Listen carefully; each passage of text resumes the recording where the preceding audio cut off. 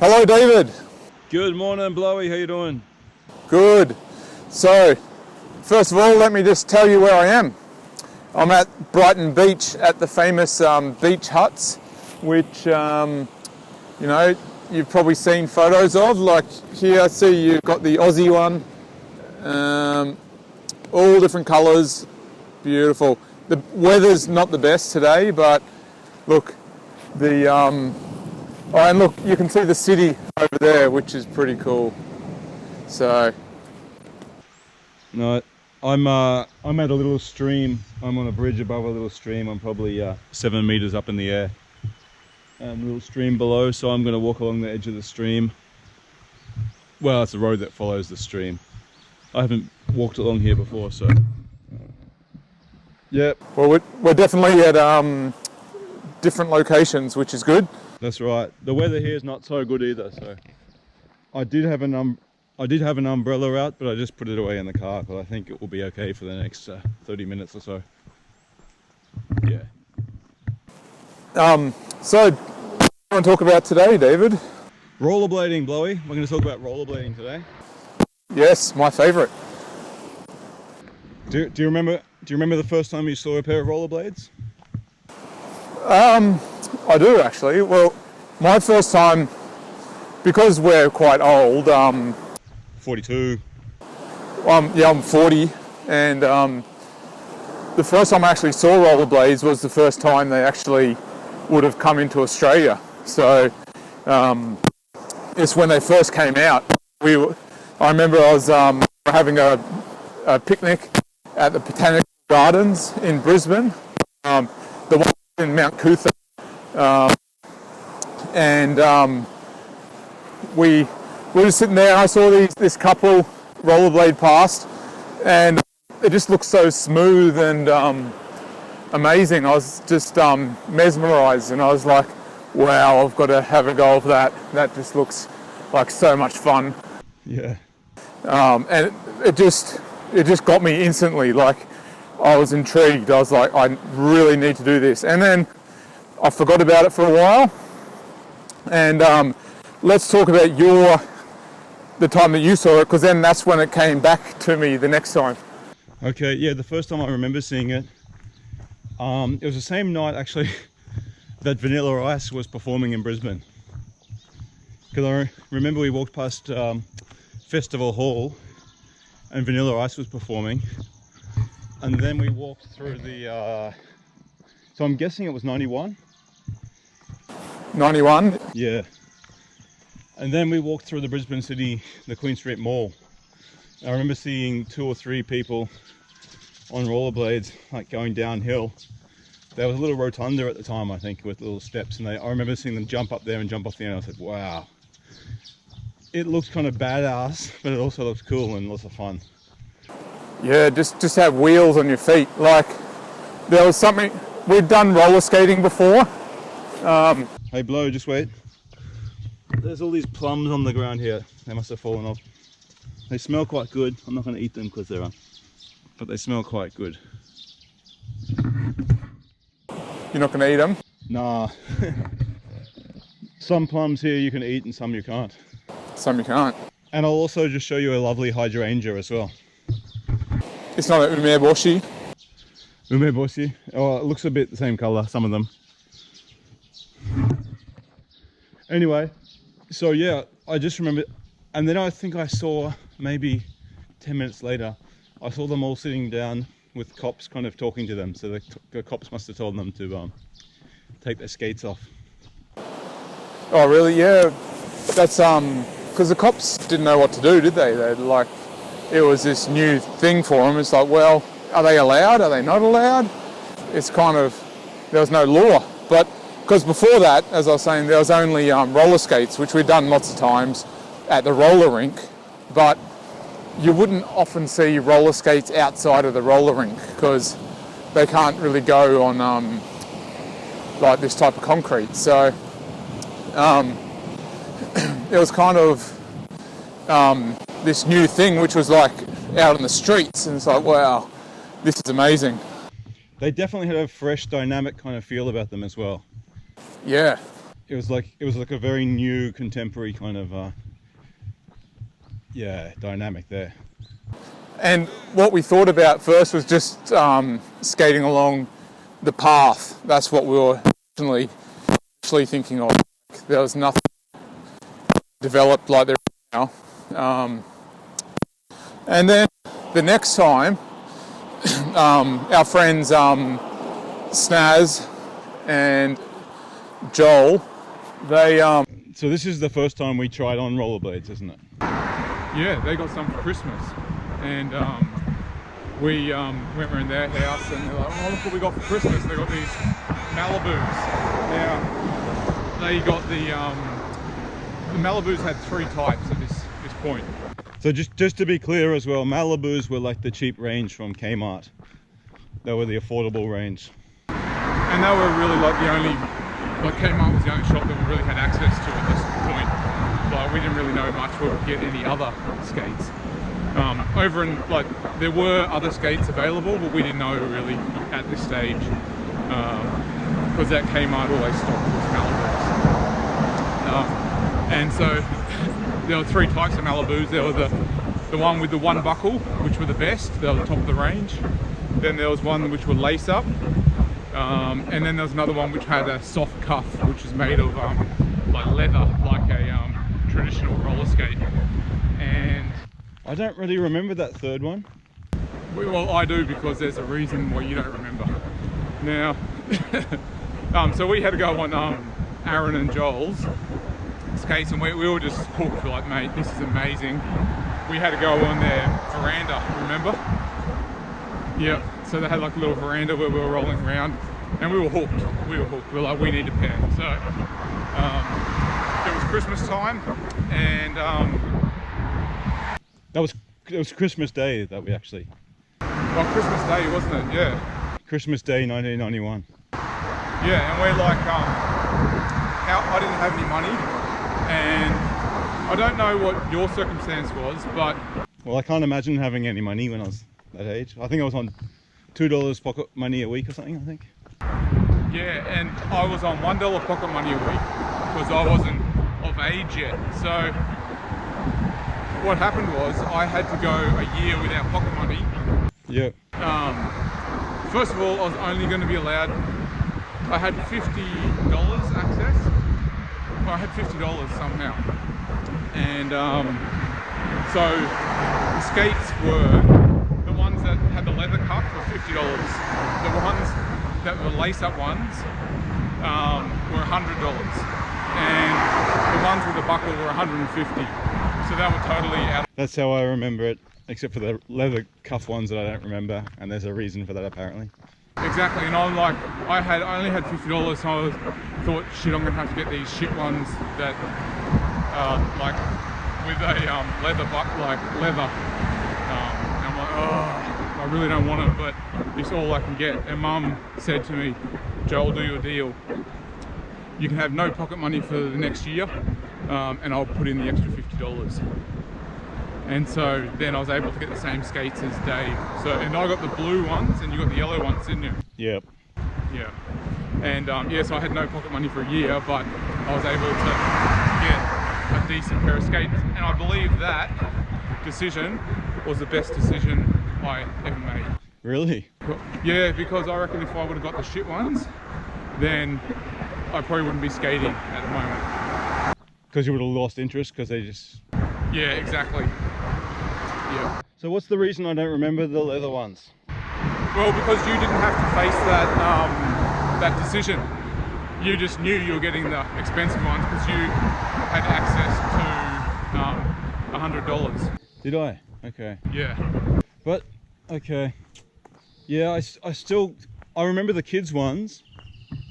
So I'm just wondering why I don't remember them, because I was pretty across like all the models that were available at the time. Yeah, but no one bought those ones. Were they that bad? Yeah, they were really bad. It's like, you wouldn't even consider them. I remember they had like when we got them out of the box, they had like a honey-like smell. I don't know if you remember the smell. I do remember that smell. Yeah. 100%. Yeah. Yeah. Oh, yeah, that's weird that you say that, because that smell Yeah. is crystal clear in my nostrils. Isn't it? Yeah.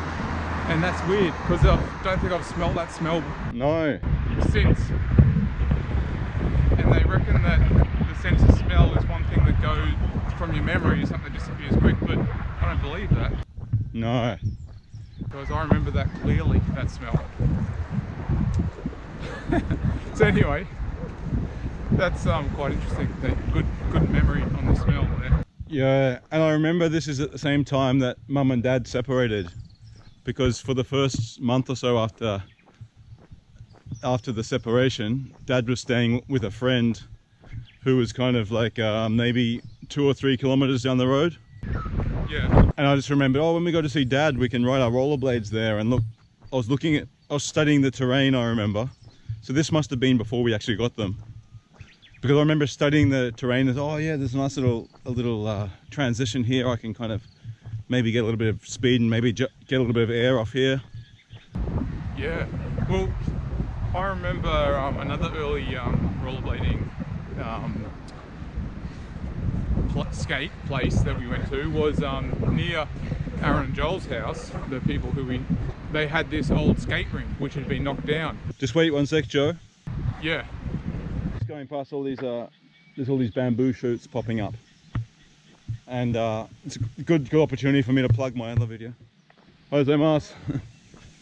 Where I basically chart the progress of the growth of these bamboo shoots coming up. Yeah. Anyway, you can. I'll plug that on Twitter and I'll put it in the description. So if you want to see that.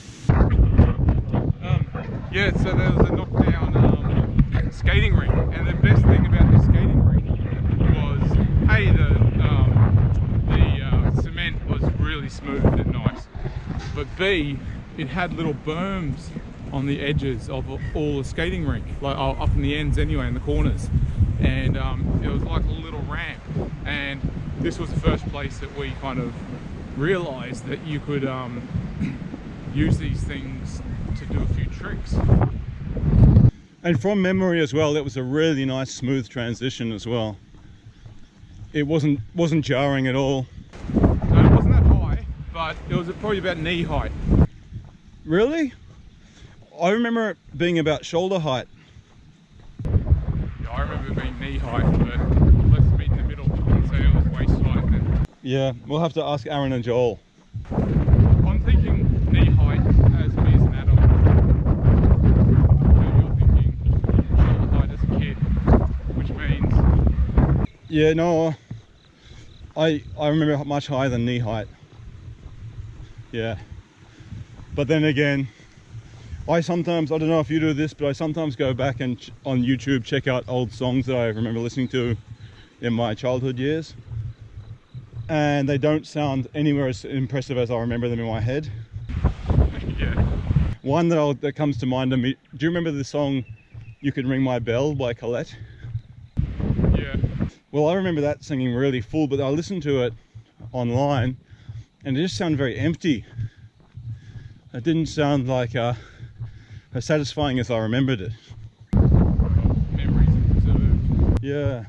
The way you want them to be preserved. Yeah. Yeah, so that was when we went, and then after that we found the bowl at Woody Point. Oh yes, we found. But we'd already known about the bowl because I remember going there on our skateboards. Once or twice. But we kind of put 2 and 2 to get 1 and 1 together, we got 2. And we're like, oh, actually we could probably take our rollerblades down here. Yeah. And that was a game changer, wasn't it? It was. It was, we did spend a lot of time down there, and I remember, we also used to ride the stairs on our blades. And I don't know how we did this because these wheels were really bad. I'm surprised they didn't snap in half because... Yeah, and we didn't buy new wheels for those, did we? No. Because we couldn't. And we didn't realise you had to rotate them either. Yeah, that's what a lot of beginners, you see their wheels and they're like chiseled, beveled edges. Chiseled, beveled edges, yeah. Yeah. But yeah, we started skating that. We started getting good. We started like we met a few other people that had rollerblades, and Malibu. we ended up getting Malibus, and then we got a few. Like after that, we got some new skates. Kept going, and getting better and better and better. And then Let's pause there, because getting new skates was actually quite a pretty big deal for me. And I know that you had a little incident as well, where you were almost ready to give up blading, remember? yeah, because I got another pair of skates, and they were the blade lines, I believe. Yeah, but you got them because of this other incident. Okay, well, I'm a little bit confused with the timeline here. I thought that I got them first, and then what was that? We went to, this was you went, I don't think I went, but you went. No, maybe I did, but I was riding my own skates, and you hired some rollerblade brand, which at the time was the cream of the crop, Lightnings, at the Red Hill skate rink. And you said at the time, I remember very clearly, wow, these are so much smoother and faster. Like, I can't believe how nice these feel. And you said, I thought I was kind of getting bored of it, but now that I realized these are available. Yeah, because I'd kind of stopped skating at that stage because it wasn't fun skating anymore, and as I found out, it was because of the skates that I was using were just unskateable. And then I actually skated some decent ones, and then it reignited my passion for skating, because I was like, wow, this is fun again. Night and day, isn't it? Yeah, oh yeah. I don't know how to make an analogy. There's the boot comfort. There's just a feeling that once your foot's in the boot and kind of moving your leg around. Good skates, you'll feel a lot more support. They feel a lot more comfortable. The foam feels nicer. I think this was even more rudimentary. It was more just the wheels rolled, and like my wheels were torn apart, and like I push and I'd probably go like a meter. This one you'd push and you'd go like 10 meters, and it'd feel smooth. And but yeah, obviously that other bit as well. Do you remember as well, the bearings weren't your standard like bearings, but they were like a mushroom shape? Yeah, they had the spacers included, didn't they? Yeah, and they were terrible bearings. Like normally, I really wouldn't bother. I used to think there was a big difference, but there's all these graded bearings, and I've since talked to a guy whose father was an engineer, and he said the same thing. He said, really, for rollerblading, it's not going to make a difference with your bearings. The wheels is where it's all at. But having said that, the bearings that were in these Malibus were completely terrible, and it definitely made a difference there. But if you're talking between like ABEC 1 and ABEC 9 for rollerbladers, you're not going to feel the difference. Well, I think ABEC 1, they don't even make those, do they, anymore? You get like 5 and 9, that's me. Because I think ABEC 1s were more like the Malibus. I think they're like crappy ones. No. What does the ABEC mean? Do you even know? I would say the B is for bearing, and no, I don't know. Yeah. Maybe is that the speed? I would probably say something to do with the resistance. Yeah, maybe we can, if someone knows. The higher the number, the less resistance, I would assume. Or if we do find out, we'll put a link in the comments. We can do that, that's right. That's the beauty of this, isn't it? Oh, it is. We don't need to bore everyone with us No. sizing over what it means when we don't know. No, that's right. Anyway, so yeah, we back into skating again. I got myself a pair of red lines. No, blade lines, sorry, blade lines. The orange ones, weren't they? Orange ones, orange and purple, like the Phoenix Suns. Yeah. And they were a step up. They weren't good by any means, but they were a massive step up from the Malibus. But they were still. Just one sec, Joe. I think I'm at I believe this is a sweet potato farm here. Yeah. I like sweet potatoes. Yeah.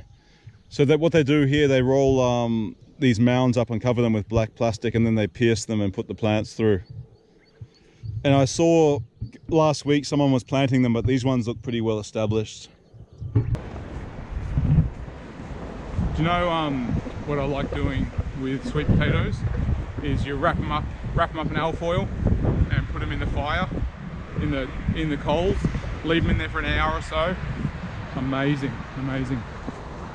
Yeah, simple but delicious. And maybe put a bit of Garlic? a bit of no sweet. Have them more, they're more sweet.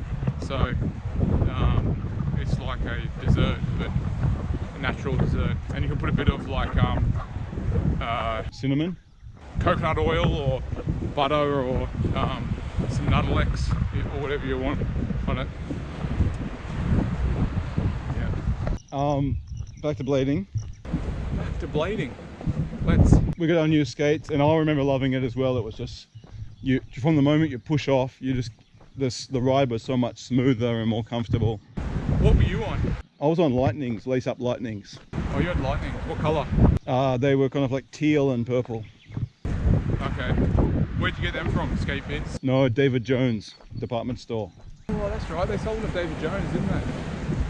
And I remember going there, and Mum was telling me, she said, you look, because she said she didn't really go to David Jones that much, but she said when she did, it must have been obvious that we were poor, because she said she always gets ignored and no one ever comes and helps her. And she has to ask. And I remember saying, oh, really? And then I was watching, and that's exactly what happened. So Mum had to, yeah, because normally you're the one chasing, you know, you walk into a shop and they all come around you and, oh, can I help you? But yeah, she had to do the chasing. Wow. It was like in Pretty Woman, was it? I've seen Pretty Woman, but I don't remember that bit. Oh, she walked into a expensive shop and then like they kind of told her to leave almost. Yeah, okay. Yeah. Classic moment in film history, that one. Yeah. Yeah. And then Richard Gere, I believe it was, came in and ordered the stuff and Yeah. In his suit. in a kind act of chivalry. Amazing. But yeah, back to the Rollerblading story. Yeah.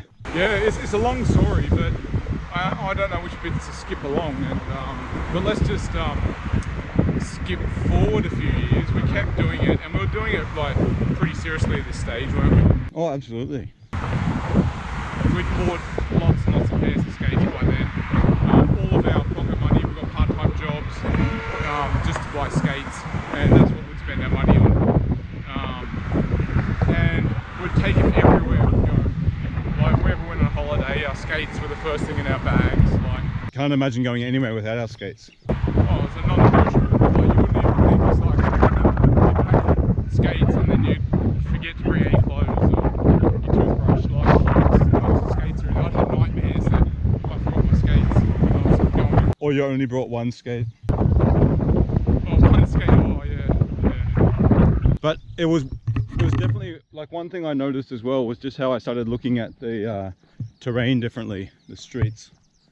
You're always looking, okay, you know, you see a little bit of edged ramp on the side of the road or something like that, and you go, I could ride that completely.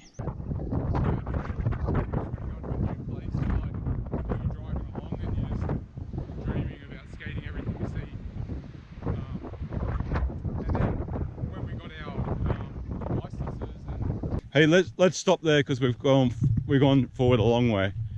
But do you remember? Obviously, we didn't have the weather app or Google Maps at the time. Do you remember what we used to do when we used to go take the train down to Beenleigh or something? Yeah, we would catch a train to We wouldn't go. Yeah, it's a waste. So what we do, and I don't think people will guess this, but it's pretty crafty now that I think about it. We go to the white pages, which I'm sure everyone knows, but it's a telephone directory. And we go for a common name like Smith or something because we knew there'd be Smiths everywhere. And we just keep going through the Smith listings until we found someone who lived in that area. And Beenleigh. It was listed their address as well. And then we just pick up the phone and call them and say, hey, we're rollerbladers and we want to come to Beanleys at the skate park, but we're in Redcliffe. What's the weather like there today? Does it look like it's going to rain? And often they'd say, wait a minute, mate, and they'd run to the window.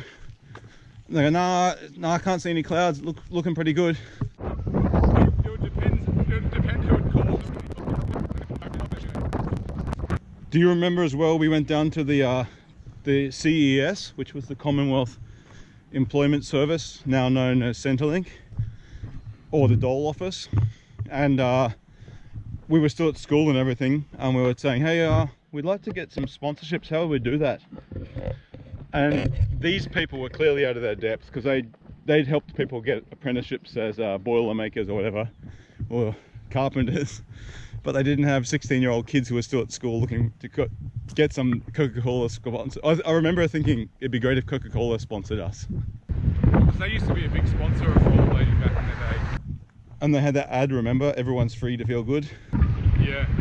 Yeah. And they used to have a team which was sponsored by Coca-Cola. They had long-sleeved green and maroon kind of speckled shirts with a Coca-Cola emblem on them as well. Do you remember them? Yeah. And remember there was Kmart used to have a cola called AC Cola? Yeah. And we used to go, oh, imagine if you got sponsored by AC Cola. And we kind of would joke about it, but we were kind of thinking, oh, that would suck. But we're like, no, we would take it anyway. We definitely take it. Definitely take it, yeah. We would have taken a sponsorship from anyone. That's right. But I think more than anything, like I didn't even know what I expected a sponsor to do in those days. Like maybe buy us wheels or free skates, but also telling people that we are sponsored. For me, that was like. Well, we ended up getting the sponsor. I wouldn't say Yakka was a sponsor. Well, we did shows for them and stuff like that, and we were treated as contractors, and instead of paying us for the show, they got us a pair of skates. and they made us t-shirts. Okay, another interesting point at Joe. Down here, we have some stacks where they're growing mushrooms. Fat stacks, or like Jesse Pinkman's stacks? No. So these are, I'm sure everyone knows of these famous Japanese mushrooms. Oh, Shiitake? Yeah. So these are probably, I can't see any hanging off yet, but that's what these stacks are for.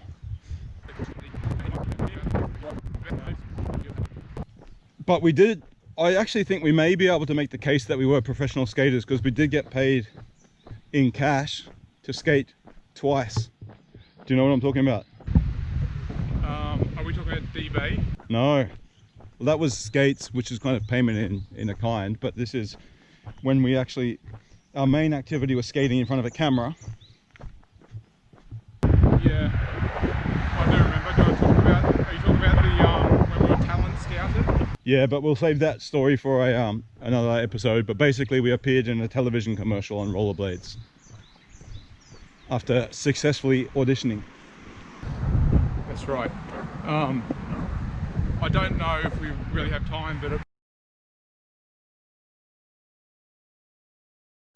No? Well, we're at the half-hour mark now, so I think that's a good time to leave it as it is for the time being. We can always revisit rollerblading in the future. Ooh, yeah, we mulberries. Get a couple of friends over and go for a walk, and we can talk about more specific incidents, because... Oh, there are a lot of very specific stories, aren't there? Exactly, and each of them is a story in itself. So yep. We'll leave you there, and thanks for watching. Hit the like button, subscribe, and all that stuff that we're... Share with tell your friends and frenemies and enemies and nemesis and pets, acquaintances, family members, distant relatives, neighbors, bosses, and people, old mate down the road, tell old mate down the road. Yeah, I think you get the picture. Okay, signing off. Yep. We'll see you next week. Punch the screen, Joe. All right, boom.